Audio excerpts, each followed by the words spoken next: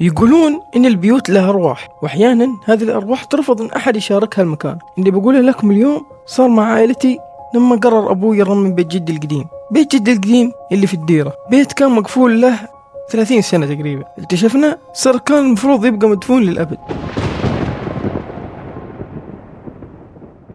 أبوي قرر يرجع لبيت جدي القديم، بيت طين وحجر وضخم في القرية، شبه مهجورة هي القرية. البيت كان واسع بس فيه ريحة غريبة، ريحة رطوبة ومسك مخلط بشيء. المهم الريحة تخلي صدرك يضيق مرة. وبدأت أعمال الترميم، وكنت أنا وأخوي الكبير فهد نساعد العمال. في ثالث يوم واحد من العمال وهو يكسر جدار في القبو صرخ ونادانا، نزلنا نركض لما عنده، ولقينا ورا الجدار فراغ مخفي، غرفة صغيرة ما كانت موجودة في الخريطة البيت أصلا. دخلنا الغرفة بكشافاتنا، كانت باردة بشكل غير طبيعي. لقينا فيها سرير حديد مصدي وصندوق خشبي مقفول بسلاسل. فهد كسر القفال، ولما فتحنا الصندوق طاحت عيوننا على شيء يجمد الدم في عروقنا، مجموعة من الأشرطة القديمة وعقد ذهب مكسور، والأهم من ذا كله مذكرات مكتوبة بخط يرجف. وفهد يقرأ بصوت واطي ويقول: اليوم كملت سنة وأنا هنا، يسمعون صوتي بس يحسبونه هوا.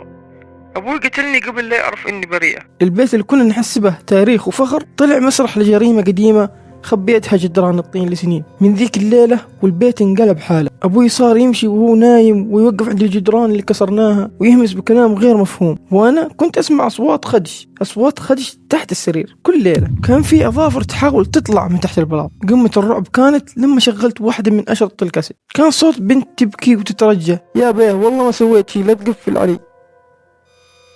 وفجأة ينقطع الصوت، بيطلع صوت ضحكة رجال خشنة ومرعبة، ضحكة تشبه ضحكة أبوي لما يعصب. في ليلة ممطرة الكهرباء طفت، سمعنا صرخة أبوي من القبو. ركضنا أنا وفهد ولقينا أبوي طايح والدم يغطي وجهه، والجدار اللي سديناه انفتح مرة ثانية، والريحة كانت لا تطاق، ريحة كذا شخص ميت. فجأة الكشاف حق فهد طفى واشتغل مرة ثانية، والمحنة خيال بنت بملابس قديمة ووجهها ما فيه ملامح واقفة فوق راس أبوي وتأشر على الأرض. حفرنا في المكان اللي أشرت عليه ولقينا هياكل عظمية صغيرة ومعاها نفس العقد اللي كان في الصندوق. الشرطة جت وطلعت السالفة قديمة من أيام الجهل. عمتي اللي كنا نحسبها سافرت واختفت قبل 40 سنة كانت مدفونة تحتنا طول هالوقت.